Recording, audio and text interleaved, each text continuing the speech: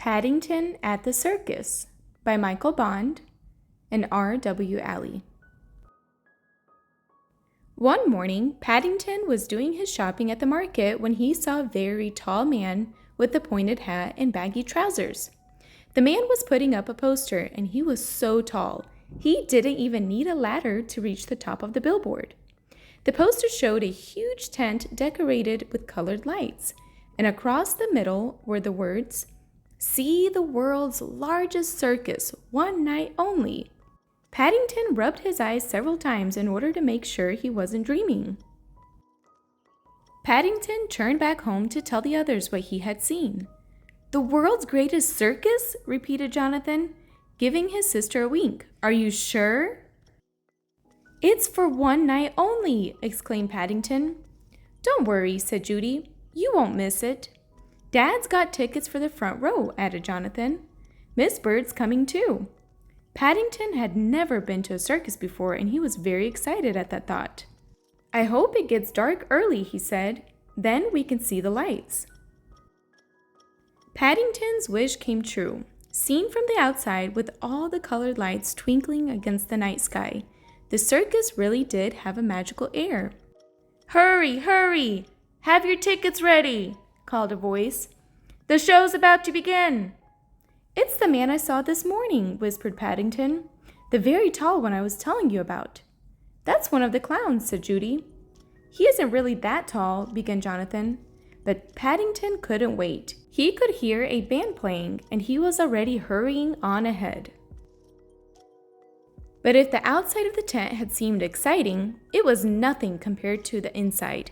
There was a lovely smell of sawdust, and in among the jugglers of the acrobats, there was even a girl selling ice cream. Mr. Brown pointed to a man in the middle of the ring. He was wearing a top hat. "That's the ringmaster," he exclaimed. "He's in charge of everything." "I expect you could keep a lot of marmalade sandwiches under a hat like that," said Paddington enviously. "I think I would like to be a ringmaster one day." Just then, the tall clown entered the ring. He was clutching a long pole that had a bucket balanced on the end of it. When he saw Paddington waving, he came across to greet him. "Watch out!" cried Jonathan as the clown leaned over to shake Paddington's paw. Paddington jumped up in alarm, but he wasn't quick enough. Before he had time to escape, the bucket had fallen off the end of the pole. Luckily, it was tied on with a string and it was empty, so Paddington didn't get wet. "Clowns are full of tricks," said Judy. "I'm glad I was wearing my duffel coat all the same," said Paddington. "Someone might have put water in the bucket by mistake." "I'm told ice cream is very good for young bears if they've had a shock," said Mr. Brown. He ordered 6 large cones, then they all sat back to enjoy the show. "I feel better already, Mr. Brown," said Paddington gratefully. Paddington had hardly started on his ice cream when he had yet another shock.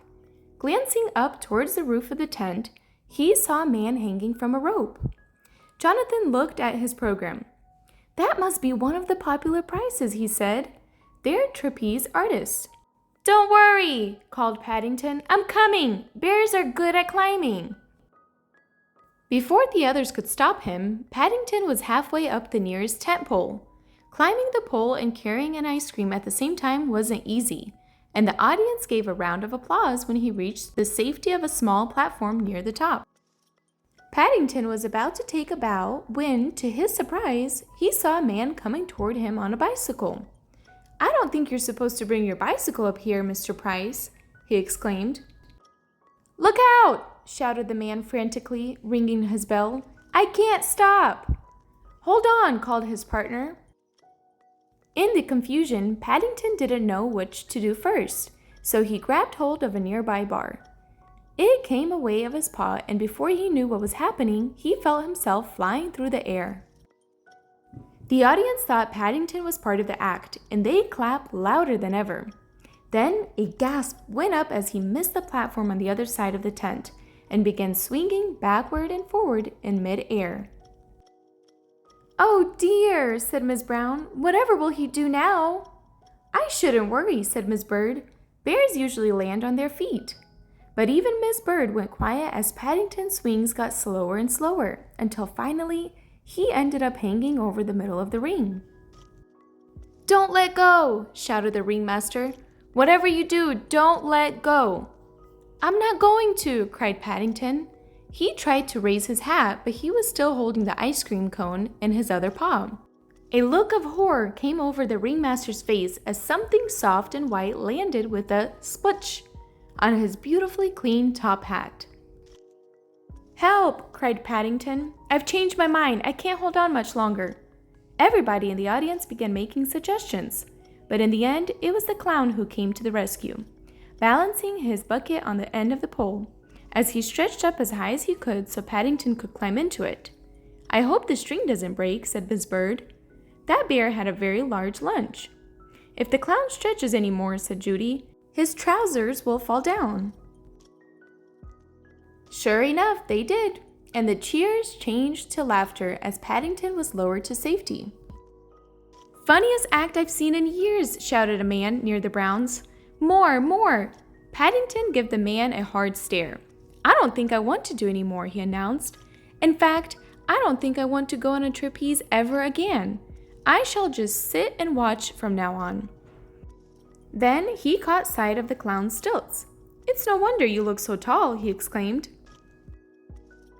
Paddington didn't think anything more could happen to him, but at the end of the evening, the ringmaster presented him with another ice cream and insisted he take part in the grand parade. "After all," he said, "you were the star of the show.